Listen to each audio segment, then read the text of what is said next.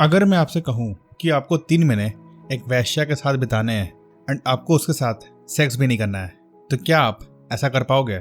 ये मैं मानता हूँ कि बड़ा विचित्र सा सवाल है, लेकिन मेरी आज की जो कहानी है वो इसी क्वेश्चन के ऊपर आधारित है।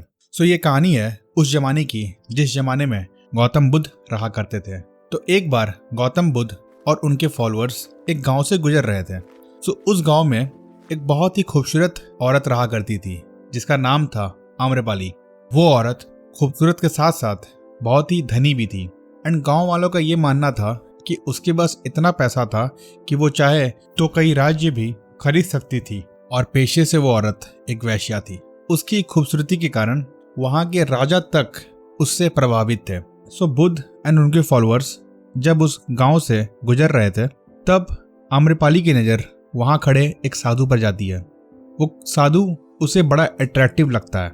सो आम्रपाली उस साधु के पास जाती है एंड उनसे कहती है कि क्या आप मेरे घर पर भोजन करना पसंद करेंगे। सो वो साधु भी खुशी खुशी मान जाता है एंड उसके साथ वो भोजन करने के लिए चला जाता है। सो भोजन करते करते आम्रपाली एक सवाल करती है उस साधु से कि 3 दिन के बाद बारिश का सीजन आने वाला है, तो क्या आप मेरे घर पर रहना पसंद करेंगे।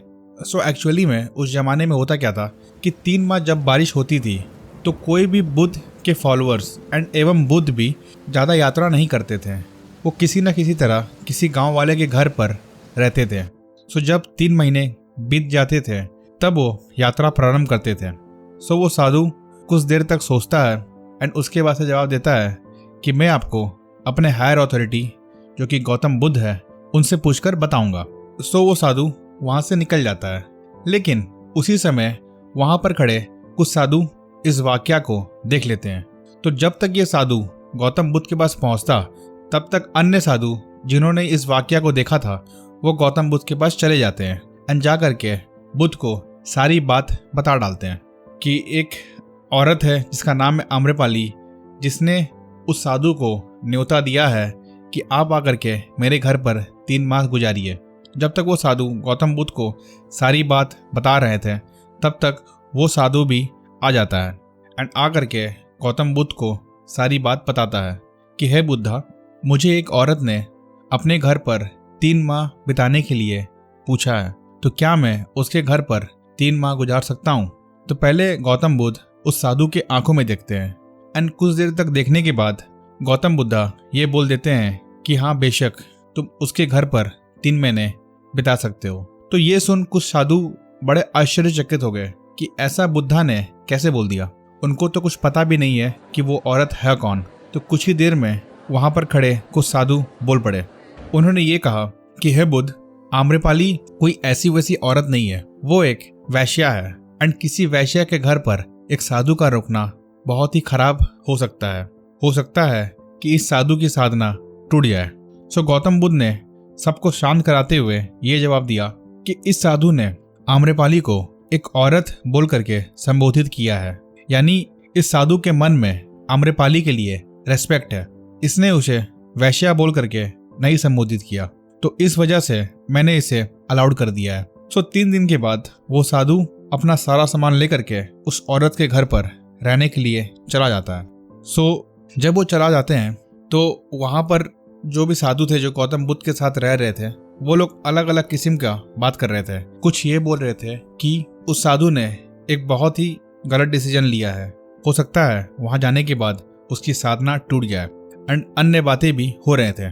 तो फिर गौतम बुद्ध ने सभी साधुओं को एक साथ बुलाया एंड फिर बैठा करके अच्छे से समझाया कि उन्होंने ये डिसीजन क्यों लिया है।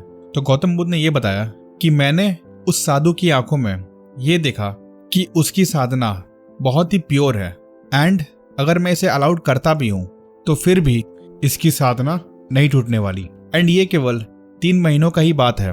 अगर 3 महीने में आम्रपाली की साधना बहुत ही स्ट्रांग हुई तो उस साधु की साधना आम्रपाली के सामने टूट जाएगी एंड अगर उस साधु की साधना बहुत स्ट्रांग हुई तो आम्रपाली की साधना उसके सामने टूट जाएगी। सो 3 महीने के बाद हमें सब कुछ पता चल जाएगा।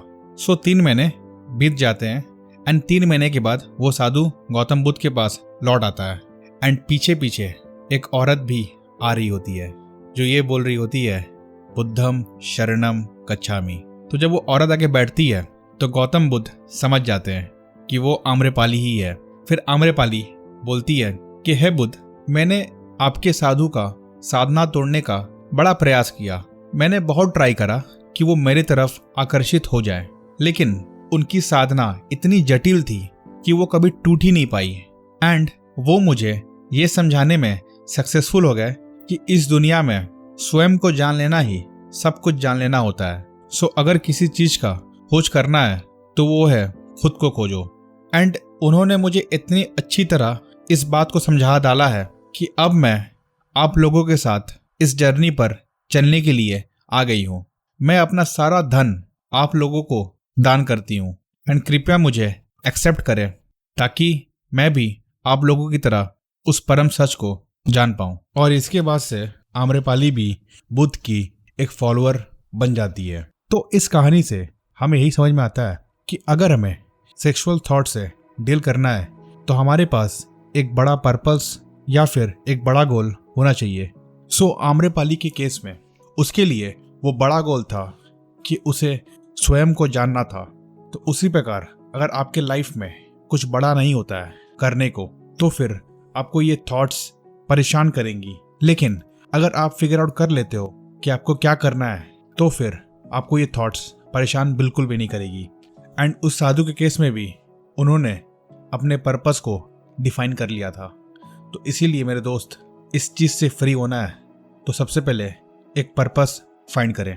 सो आशा करता हूँ कि आपको इस वीडियो से कुछ समझ में आया होगा। एंड अगर आपको ये वीडियो पसंद आया तो कृपया करके इसे लाइक कर दें एंड कमेंट करके बताएं कि आपको किस टॉपिक के ऊपर में नेक्स्ट वीडियो चाहिए। तो मिलते हैं अगले वीडियो में, तब तक के लिए गुड बाय।